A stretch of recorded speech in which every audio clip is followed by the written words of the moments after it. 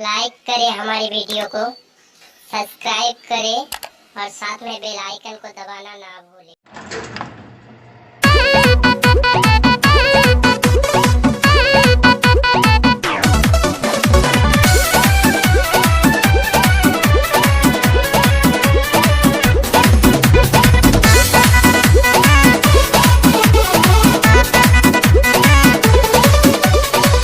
भोजपुरिया डरीला खाली बात से, साच खाती लड़ जाई केहू के बाप से। हई भोजपुरिया डरीला खाली बात से, साच खाती लड़ जाई केहू के बाप से। तो पीछे हटम न के तनो झमेल होई, आज जेल होई काल बेल होई। परसों से उहे खेल होई, आज जेल होई कल बेल होई। परसों से उहे खेल होई।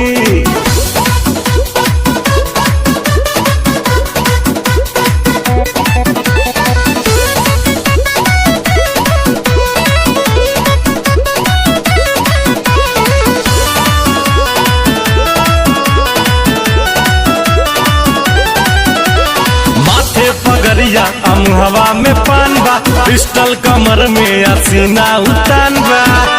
इहे तो असली भोजपुरिया के पहचान बा। इहे तो असली भोजपुरिया के पहचान बा। भारी सौ पाए के अकेल होई, आज जेल होई काल बेल होई।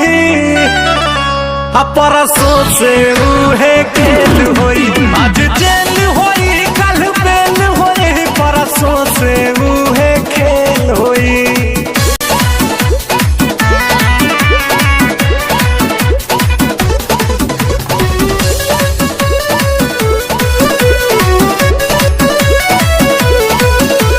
पाका हई हम अपना जुबान के, ले हम जान बात आई जान पे। करिले न सहीले माटी के अपमान के, करिले न सहीले माटी के अपमान के। भरते हम जे माथा फेल होई, आज जेल होई काल बेल होई। परसों से उहे खेल होई,